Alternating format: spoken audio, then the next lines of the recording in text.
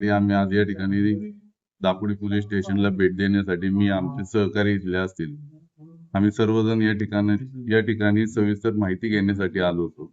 परंतु डॉक्टर बसवराज तेली साहेबांना मीटिंग मध्ये असल्या कारणाने ते सविस्तर माहिती नंतर ऑफिसला येऊन देऊ असं त्यांच्याकडनं सांगण्यात आलं. परंतु घेतलेल्या माहितीनुसार किंवा त्यांच्या सहकार्याकडनं मिळालेल्या माहितीनुसार आतापर्यंत खरं तर मृत्यूची संख्या ही 12+ झालेली असून 5 व्यक्तींना या प्रकरणी अटक केलेलं आहे.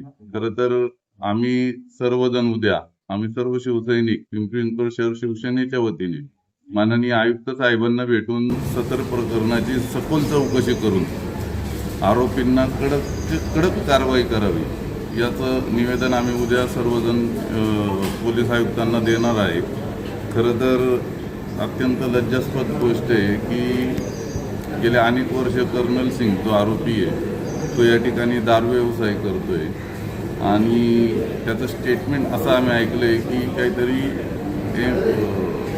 त्यामध्ये दारू बनवण्यासाठी ते काहीतरी स्पिरिटचं प्रमाण जास्त झाल्यामुळे त्याला त्याच्या केलेल्या प्रकाराची कीव देखील नाही आहे. लज्जास्पद माणूस आहे. अशा विकृतीच्या माणसांना खरं तर भरचौकात आणून फाशी दिली पाहिजे.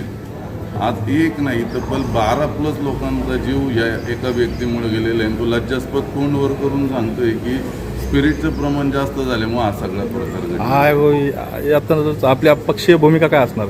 आमची पक्षाची भूमिका उद्या आम्ही आयुक्त साहेबांना भेटणार आहे, त्याबद्दल सविस्तर निवेदन देणार आहे. जर या प्रकरणी म्हणजे जसं की नेहमीप्रमाणेचा खेळ होतो, एक प्रेस होती, प्रेस झाल्यानंतर हळूहळू प्रकरणाला वेगळं स्वरूप येतं, तर शिवसेना पक्षाच्या वतीने निश्चितच या कारवाईवरती लक्ष ठेवलं जाईल. आणि ज्या वेळेस आम्हाला वाटेल, कारण यामध्ये एका आमच्या शिवसैनिकांनी प्राण गमावलेले जे की अवसरमन म्हणून आमचे शिवसैनिक आहेत त्यांचाही या ठिकाणी मृत्यू झालेला आहे.